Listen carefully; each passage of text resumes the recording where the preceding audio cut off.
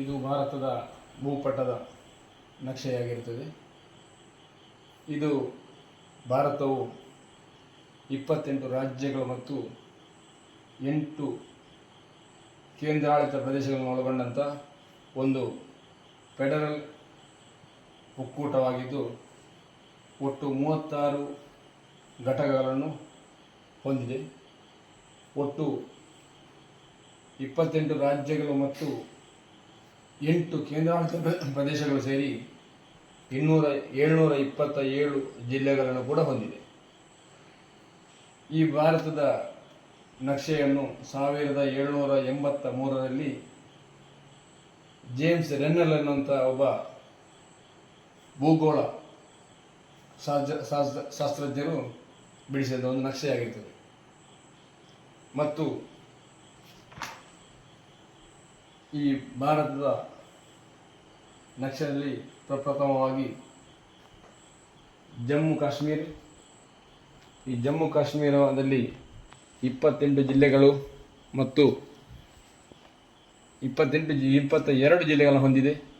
ಅದೇ ರೀತಿ ಹಿಮಾಚಲ ಪ್ರದೇಶದಲ್ಲಿ 12 ಜಿಲ್ಲೆಗಳನ್ನು ಹೊಂದಿದೆ.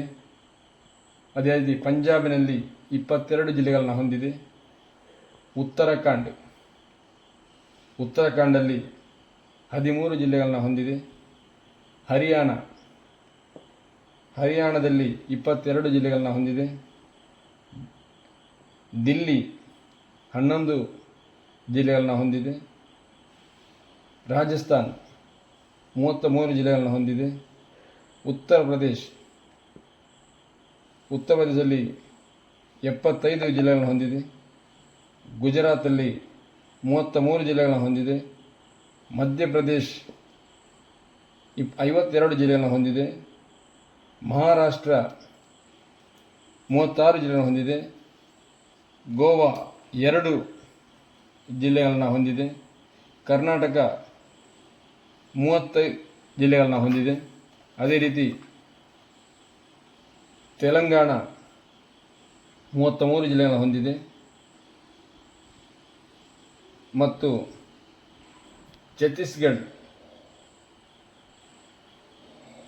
ಛತ್ತೀಸ್ಗಢ ಕೂಡ 27 ಜಿಲ್ಲೆಗಳನ್ನು ಹೊಂದಿದೆ. ಆಂಧ್ರ ಪ್ರದೇಶ 13 ಜಿಲ್ಲೆಗಳನ್ನು ಹೊಂದಿದೆ. ತಮಿಳುನಾಡು 33 ಜಿಲ್ಲೆಗಳನ್ನು ಹೊಂದಿದೆ. ಒರಿಸ್ಸಾ 30 ಜಿಲ್ಲೆಗಳನ್ನು ಹೊಂದಿದೆ.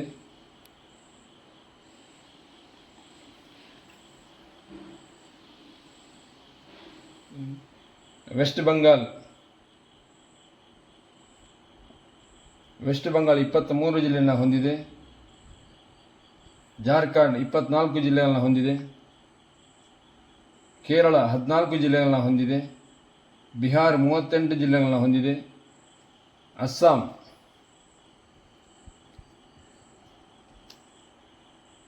33 ಜಿಲ್ಲೆಗಳನ್ನು ಹೊಂದಿದೆ. ಅರುಣಾಚಲ ಪ್ರದೇಶದಲ್ಲಿ 25 ಜಿಲ್ಲೆಗಳನ್ನು ಹೊಂದಿದೆ. ಮೇಘಾಲಯ 11 ಜಿಲ್ಲೆಗಳನ್ನು ಹೊಂದಿದೆ. ನಾಗಾಲ್ಯಾಂಡ್ನಲ್ಲಿ 12 ಜಿಲ್ಲೆಗಳಿದೆ.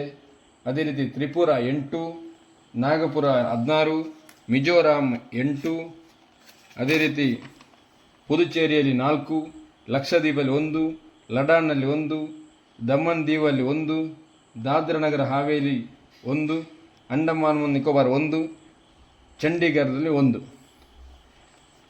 ಟೋಟಲ್ ಆಗಿ 36 ಜಿಲ್ಲೆಗಳಲ್ಲಿ 727 ಜಿಲ್ಲೆಗಳನ್ನು ಹೊಂದಿ ಭಾರತದ ಸಂವಿಧಾನದ ಪ್ರಕಾರ 543 MP ಕ್ಷೇತ್ರಗಳನ್ನು ಕೂಡ ಹೊಂದಿದೆ. ಅದರಲ್ಲಿ ಕೇಂದ್ರಾಡಳಿತ ಪ್ರದೇಶಗಳು ಅಂಡಮಾನ್ ಮತ್ತು ನಿಕೋಬಾರ್, ದಾದ್ರಾ ಮತ್ತು ನಗರ ಹಾವೇಲಿ, ದಮನ್ ಮತ್ತು ದೀವು, ಚಂಡೀಗಢ್, ದೆಹಲಿ, ಜಮ್ಮು ಕಾಶ್ಮೀರ್, ಪುದುಚೇರಿ, ಲಕ್ಷದ್ವೀಪ್, ಲಡಾಖ್ ಅನ್ನುವಂಥ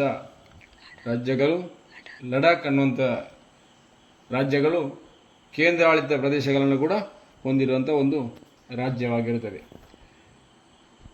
ಇದನ್ನು ನಾನು ಚಿತ್ರೀಕರಿಸಿದಂಥ ಒಂದು ಉದ್ದೇಶ, ನಾಳ್ದು 78ನೇ ಸ್ವಾತಂತ್ರ್ಯೋತ್ಸವದ ಅಂಗವಾಗಿ 77 ಕಳೆದು 78 ವರ್ಷ ಆಗಿತ್ತು ನಮಗೆ ಸ್ವಾತಂತ್ರ್ಯವನ್ನು ಸಿಕ್ಕಿ. ಇದರ ಒಂದು ನೆನಪಿಗಾಗಿ ನನ್ನ ಮಗಳು ಚಿತ್ರೀಕರಿಸಿದಂಥ ಒಂದು ನಕ್ಷೆ ಆಗಿರ್ತದೆ. ಇದು ನನ್ನ ಮಗಳು, ನನ್ನ ಪ್ರಥಮ ಪುತ್ರಿ ಶಜ್ಮಾ ಫಾತಿಮಾ ಶೇಖ್ ಎನ್ನುವಂಥ ಪ್ರಥಮ ಪುತ್ರಿ. ನಾಟಕಲ್ಲಿನ ಕುಲೀಲ್ ಇಲ್ಮ್ ಅಕಾಡೆಮಿಯ 9ನೇ ತರಗತಿ ವಿದ್ಯಾರ್ಥಿ ಕೂಡ ಆಗಿರ್ತಾಳೆ. ಅವಳಿಗೊಂದು ಸಪೋರ್ಟಿಗೋಸ್ಕರ ನಾನು ಮಾಡಿದ ಒಂದು ವಿಡಿಯೋ ಆಗಿರ್ತದೆ. ಈ ವಿಡಿಯೋವನ್ನು ಯಾರು ತಪ್ಪದೆ ನೋಡಬೇಕು. ಅದೇ ರೀತಿ ಯಾರು ಕೂಡ ಸ್ಕಿಪ್ ಮಾಡಬಾರದು. ಲೈಕ್ ಮಾಡಬೇಕು, ನೀವು ಸಬ್ಸ್ಕ್ರೈಬ್ ಮಾಡಬೇಕು, ಅದೇ ರೀತಿ ಶೇರ್ ಮಾಡಬೇಕು, ಬೆಲ್ ಬಟನ್ ಒತ್ತಬೇಕು. ಅದೇ ರೀತಿ ಯಾರು ಕೂಡ ಮಿಸ್ ಮಾಡದೆ ಎಲ್ಲರಿಗೂ ನೋಡಿ ಮುಂದಿನ ಜನಾಂಗಕ್ಕೆ ತಿಳಿಸುವಂಥ ಕಾರ್ಯಕ್ರಮ ಆಗಬೇಕು ಎನ್ನುವಂಥ ದೃಷ್ಟಿಯಲ್ಲಿ ಮಾಡಿದ್ದೇನೆ. ಎಲ್ಲರಿಗೂ ವಂದನೆಗಳು.